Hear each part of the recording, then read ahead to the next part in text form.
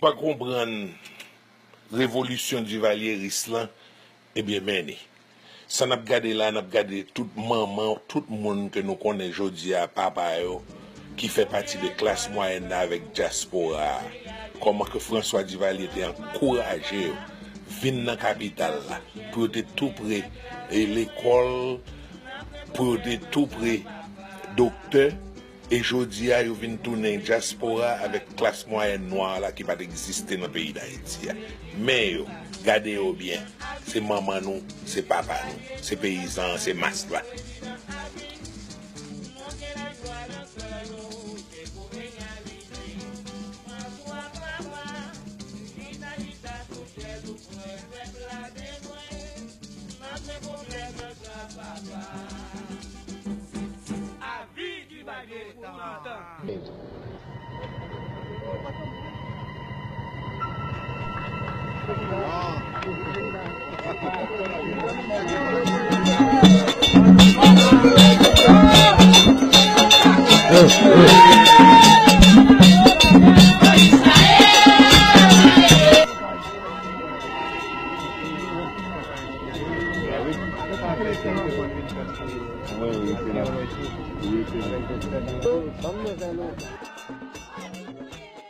Moi c'est Haïti.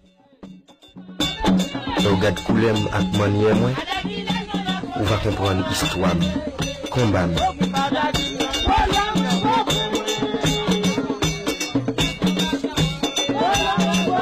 Je suis médecin, habitué à parcourir, à faire 8 heures de cheval par jour, traversant les plus hautes montagnes du pays pour apporter les soins médicaux aux braves paysans. Et ce sont ces braves paysans qui m'ont tenu bon compte et m'ont élu président de la République, puisque je ne pouvais pas être président de la République.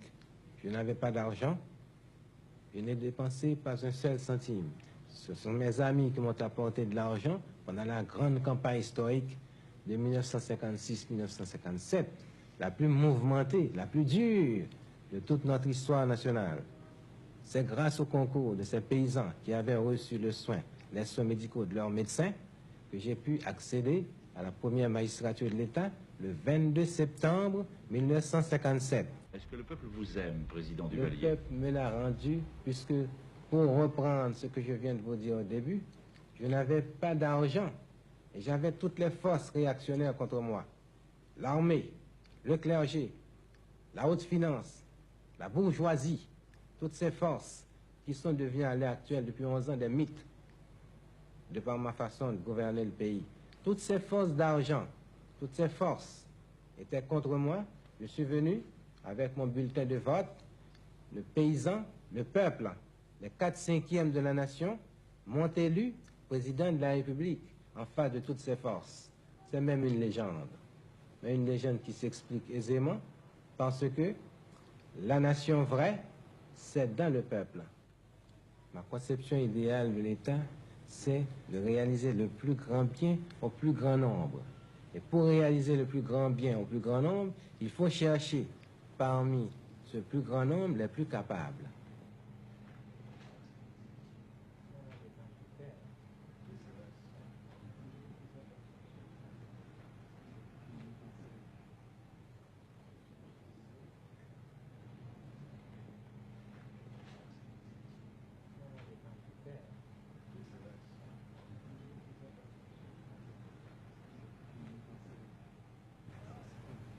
Le gouvernement haïtien compte 13 membres. Aucun n'a rang de ministre. Ses secrétaires d'État sont... Celle d'Haïti, 3,0 millions d'euros. À la Banque populaire colombo-haïtienne, 1,0 million d'euros, soit... voir ses grandes réalisations. Vous voyez ce beau building blanc avec un enseigne rouge. D'accord, oui, je vois. On appelle ça Centre Saint-François. Ah bon? J'ai construit ça pour les enfants pauvres. C'est sur votre initiative que ça a été fait? Oui, tout ça. Oui. Oui. Même cette avenue où vous êtes en ce moment, on l'appelle avenue Martin Luther King. C'est moi qui ai construit ça. J'ai baptisé ça du nom de ce grand leader noir-là, qui est mort assassiné à Memphis le 4 avril dernier. Oui. L'aéroport de la capitale représente la réalisation du régime en harmonie avec les temps modernes. Il date de l'année dernière. 3 millions de dollars sans aucune aide extérieure. En bonne logique, il porte la marque du maître.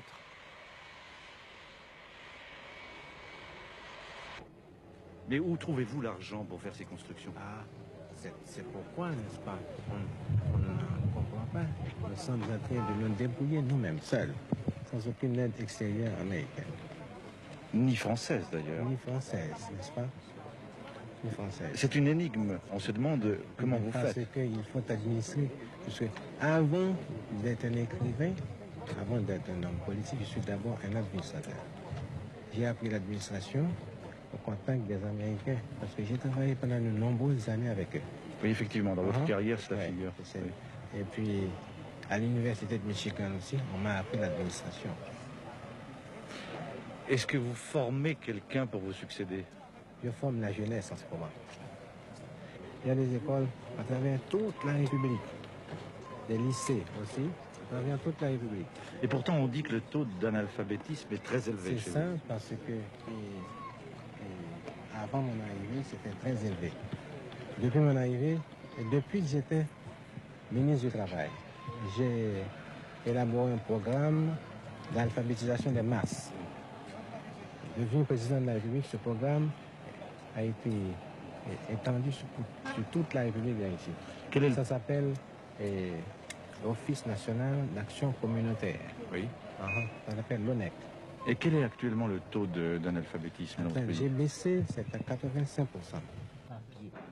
Le voici au ministère de l'Éducation nationale pour une séance de signature.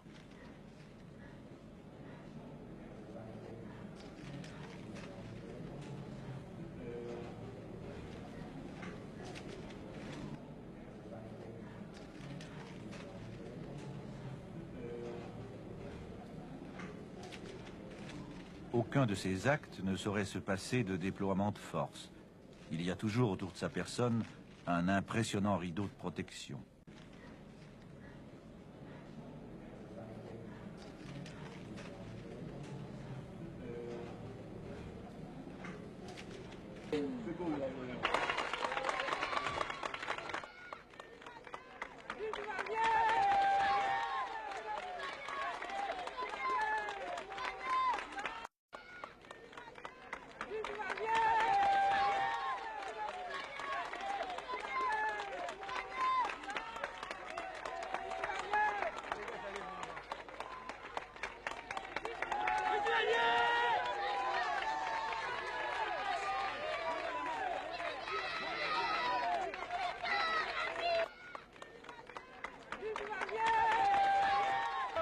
Le 22 joue un rôle... Le 22 juin, c'est la présidence à vie.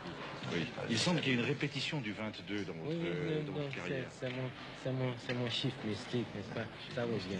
Même pendant ma vie révolutionnaire, chaque fois qu'il y a une chose, c'est toujours un 22. Un 22, exact. Est-ce qu'il y a cependant des exceptions? Hein? Excellence, est-ce qu'il y a des exceptions? Est-ce qu'il y a des fois que ce n'est pas un 22?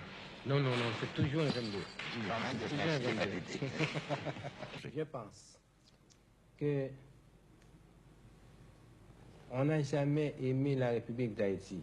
Les critiques formulées contre la République d'Haïti remontent au lendemain même de notre indépendance nationale. Pourquoi?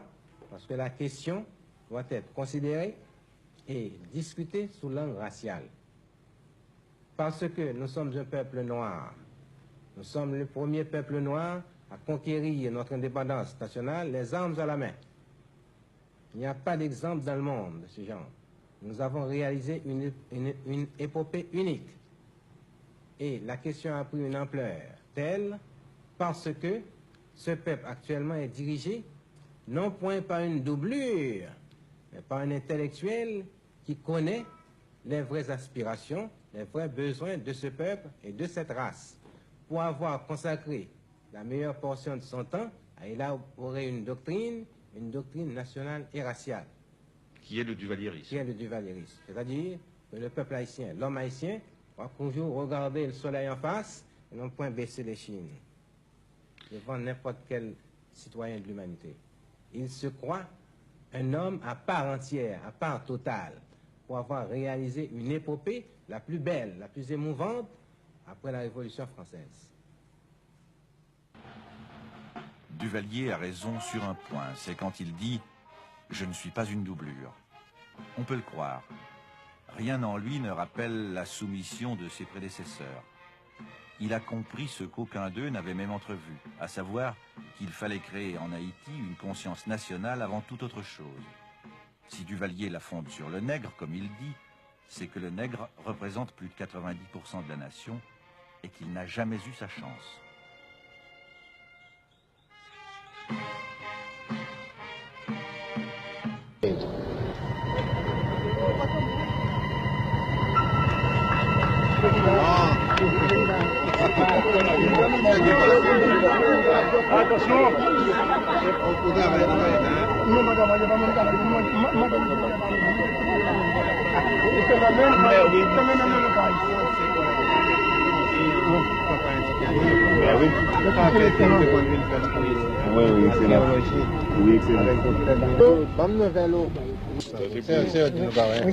C'est pour mettre la poche où ça part, ou prendre un cadeau.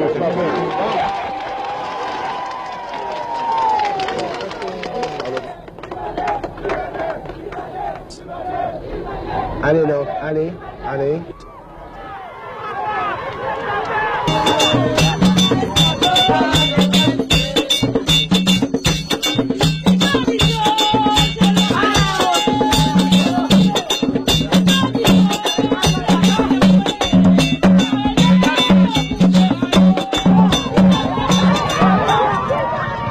Je suis payé comme député, vous voyez? Mais alors, le volontaire, le docteur qui est volontaire, si le gouvernement est attaqué, eh bien, il vient défendre ce gouvernement, son chef. Les volontaires sont supposés être armés. Être armé, naturellement. Naturellement. Naturellement. Mais si le gouvernement est attaqué, comment défendre si on n'a pas une arme? Et quand il n'y a rien, moi j'ai mon fusil. S'il n'y a rien, c'est dans ma voiture. Je prends mon arme, je dépose le sac et je prends mon fusil. Ok, sautez d'être l'autre côté.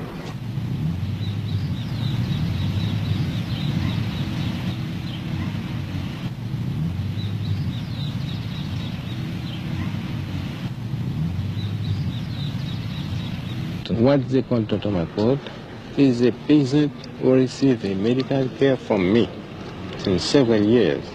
It's the militia. We call that le corps des volontaires de la sécurité nationale. They help me to clean the street. They help me to cultivate the land. They help the Haitian army and they fight side by side with the members of the Haitian army to face armed invasion. Army, we have 5,500 men for the all regular army. We do not have. We can call that a corps of police. They are regular army because we do not have enough money to have a big army like the several countries of South America. I'm the strongest man, the strongest anti-communist man in the Caribbean area. I should be the favorite child of the U.S., of which they consider me like a black sheep.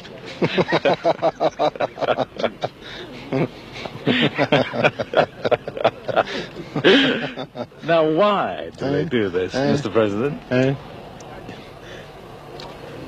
Maybe, and certainly, the question is a racial one. You have to consider the racial aspect too.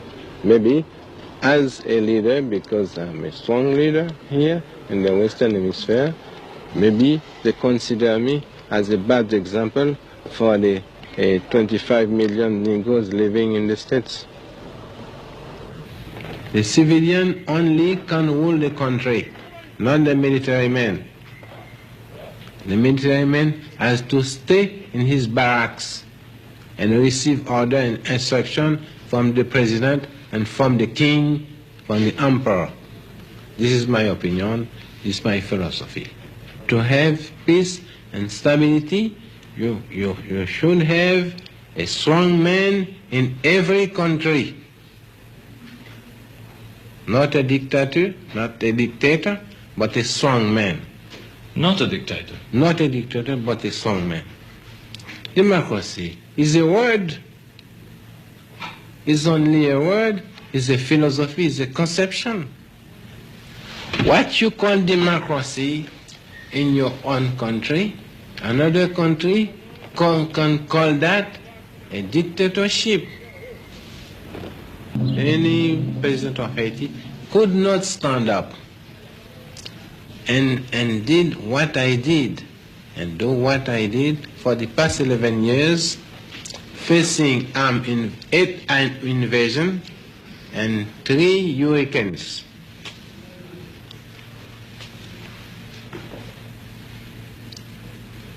Mr. President, you are, of course, president for life. Have you at any time thought about a successor?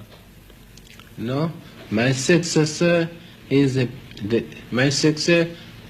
All of them are at school now. The young people, the youth. Your own son here, Mr. President, with you, what profession will he take when he leaves school? That depends on him. I don't know if he will follow the advice of his father, of his mother, to become a medical doctor. I don't know. So what is your secret for control? My secret is a top secret for Duvalier and for everyone.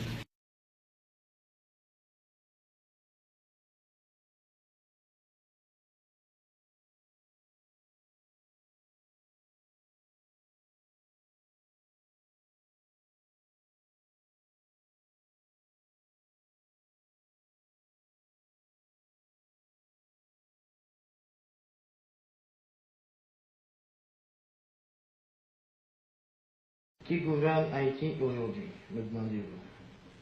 Je vous réponds que c'est Jean-Claude Duvalier, successeur constitutionnel de feu, le docteur François Duvalier.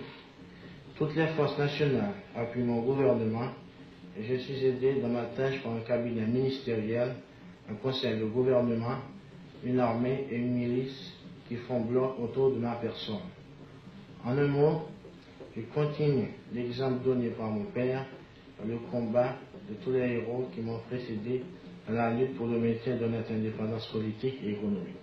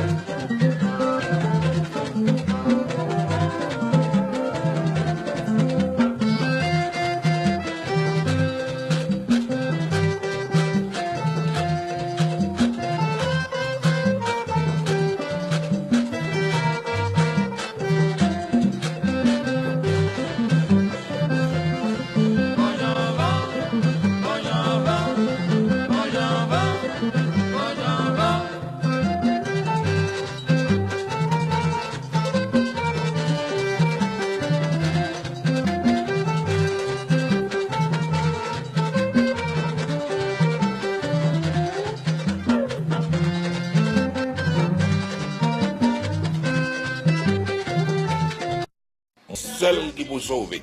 Il n'y a pas l'autre haïtien pour les sauver. Et bien, c'est toujours un problème ça.